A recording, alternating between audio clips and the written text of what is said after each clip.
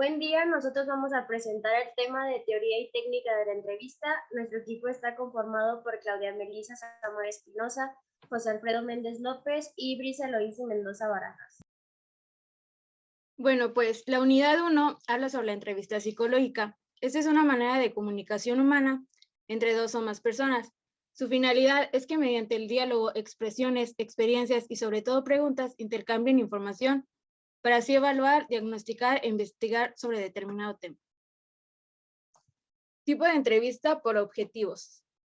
Estos son 5 tipos, que el primero es entrevista de investigación. Este tiene como objetivo extraer información para así responder una pregunta de investigación, ya sea cualitativa o cuantitativa.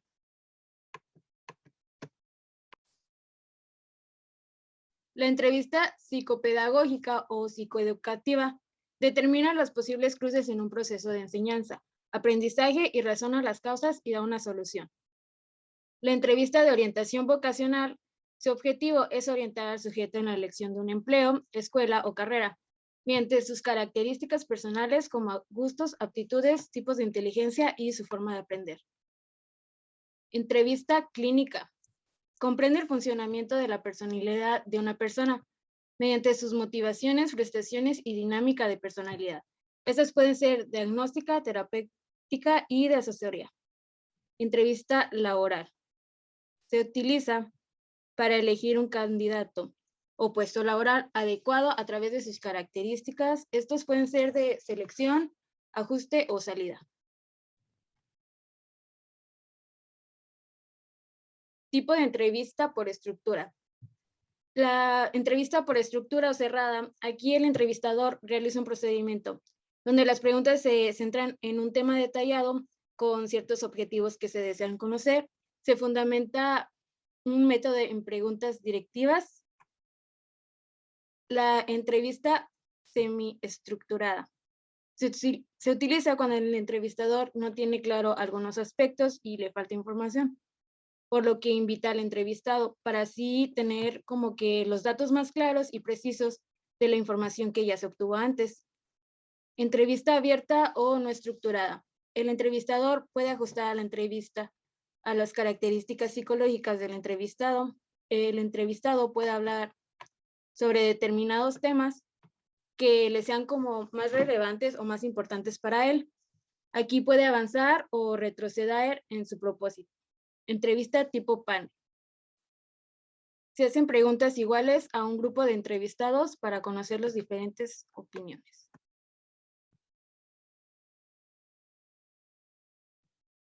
Etapa de la entrevista. El rapport es la primera etapa de la entrevista. Aquí el entrevistador tiene que hacer que el entrevistado esté cómodo, tranquilo y así pueda responder las preguntas. La segunda etapa es el desarrollo o cima. Aquí se extrae toda la información y se intercambia, se analiza y se confronta la información para conocer los problemas y darles una solución. Esta es la tercera fase y se asegura que logros alcanzaron en las etapas de cima y cierre, que son las anteriores mencionadas, y se soluciona malentendidos o dudas que se quedaron o surgieron. Entrevistador, entrevistado, mensaje, ruido y canal. El entrevistador tiene un papel muy importante en la entrevista. Aquí él dice los roles y los tiempos, además que expone los temas a tratar. Debe tener la capacidad para entender los pensamientos y sentimientos del entrevistado, además que debe de escuchar de manera empática. El entrevistado es el segundo elemento clave en la entrevista.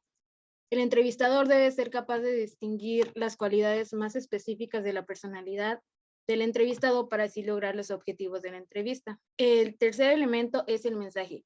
Ese es el objeto de la comunicación que se tuvo entre el entrevistador y el entrevistado. Es la información que se intercambió y se obtuvo de manera continua. El cuarto factor es el ruido. Aquí entendemos como cualquier forma de interrupción en el entorno de la entrevista que dificulte el proceso de comunicación y la entrega efectiva de la información. Por último, tenemos el canal de comunicación. Es el medio por el que se transmite el mensaje, ya sea verbal o no verbal, porque se transmite la información con lo que se dice. con la forma en que se dice, su tono, posturas y expresiones. Muy bien, en la unidad 2 vamos a encontrar lo que es el marco teórico de la entrevista. A continuación vamos a ver qué es la teoría psicoanalítica. Primero, ¿qué es? Es la que trata de explicar las fuerzas inconscientes que motivan al comportamiento del humano, es decir, que aquellos conflictos internos que aparecen durante la niñez y terminan afectando posteriormente a tu adultez. El estudio inconsciente genera una ventaja hacia el entrevistador para llegar a una recopilación de datos más exacta, dando apoyo para la generación de una información muy precisa y bastante confiable. Teoría transaccional. ¿Qué es? Es una teoría y método psicoterapéutico mediante el cual se analizan las transacciones sociales para determinar el estado del yo, del comunicador, cómo hace para entender su comportamiento.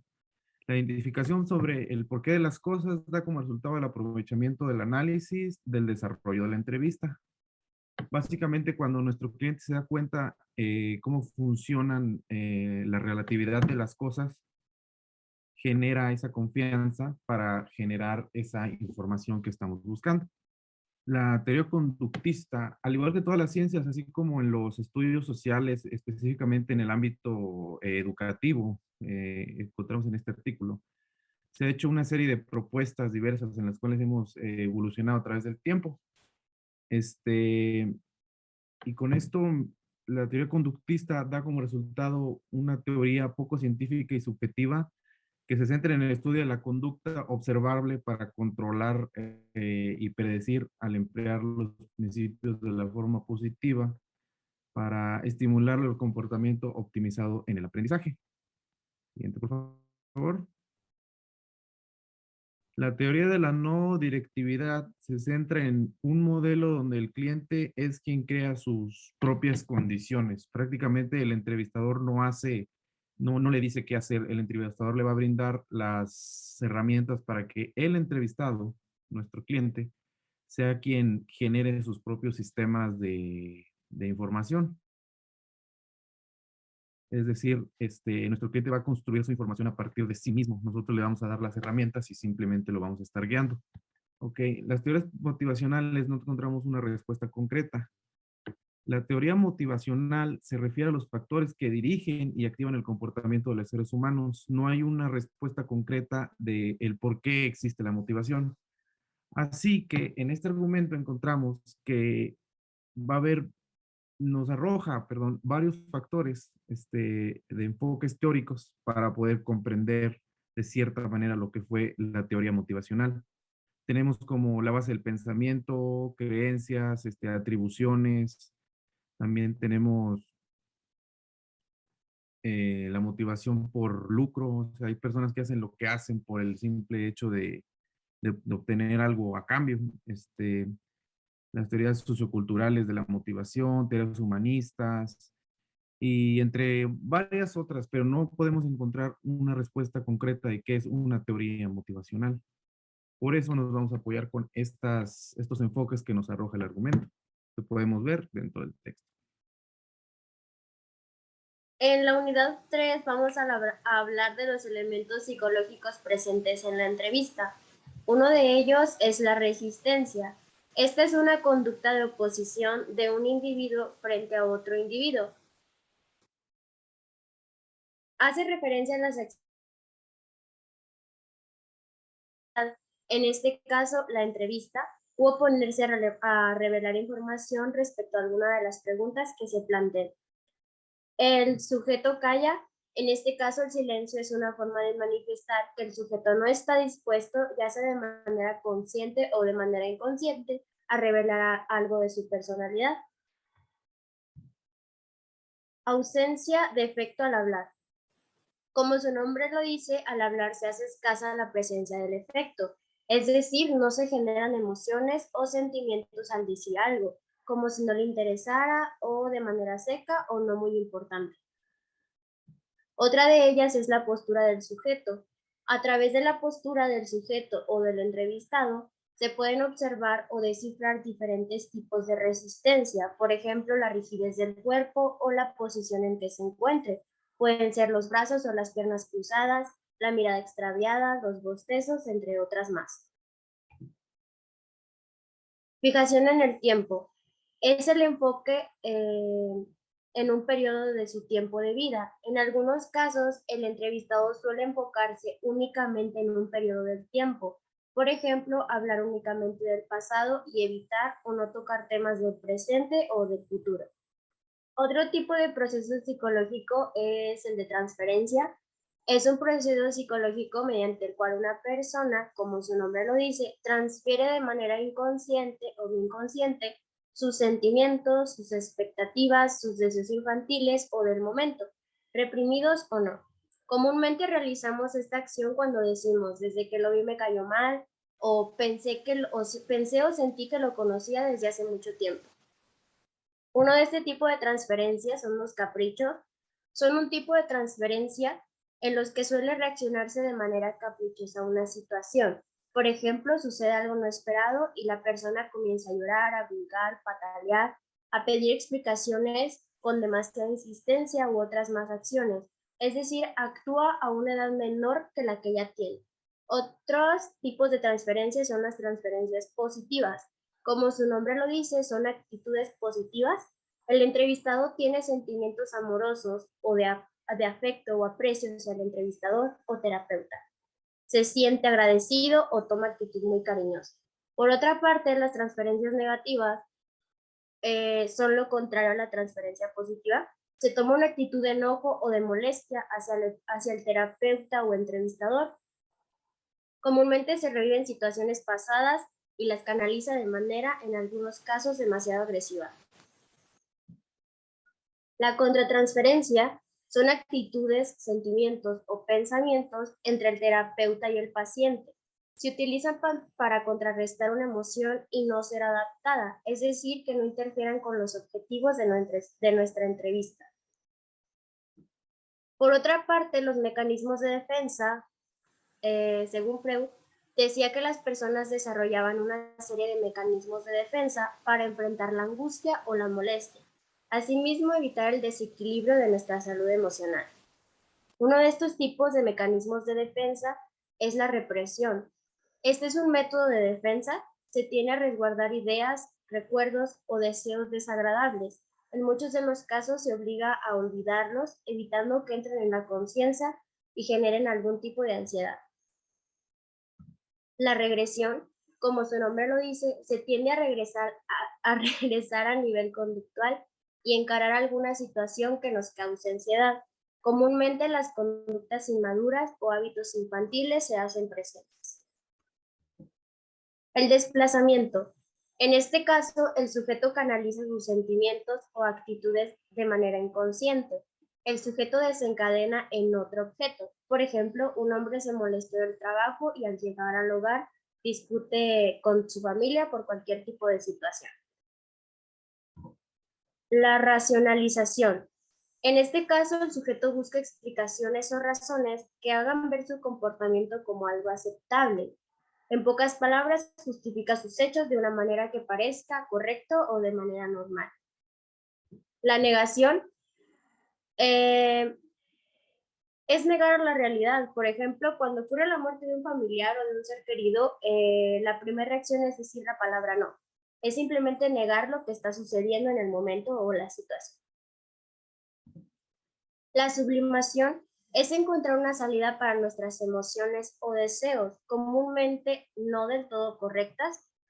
Es decir, es hacer el bien satisfaciendo nuestra necesidad o nuestro deseo malo. Por ejemplo, a una persona le gusta golpear y se vuelve boxeador, o en otros casos a una persona le gusta, le satisface enterrar cuchillos, ver sangre, se vuelve médico. Satisface su deseo, pero hace el bien, o más bien dicho, se evita el mal. La identificación es el deseo inconsciente de identificarse con otro sujeto, de parecerse o tener cualidades de este. Por ejemplo, un artista se corta el cabello y un sujeto sigue su tendencia o lo toma como un ejemplo a seguir. Por otra parte, tenemos la ansiedad. Es un término desarrollado por la teoría psicoanalítica, también conocido como angustia.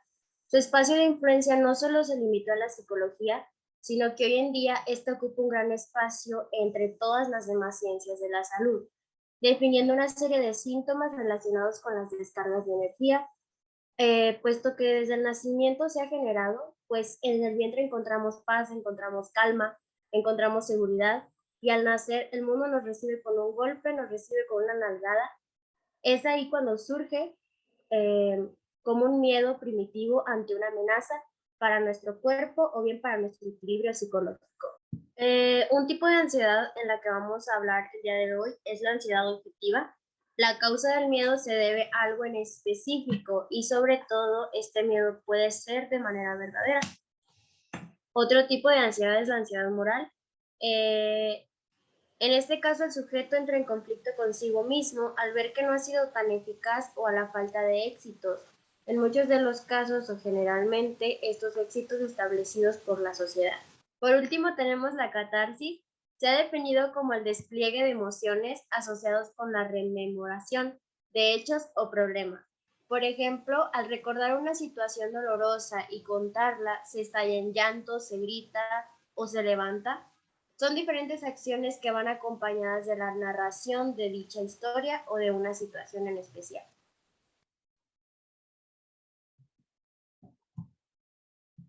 En la unidad 4 vamos a hablar de la evaluación de la entrevista. Se habla de los tipos de informes que permitan evaluar los datos obtenidos en las entrevistas.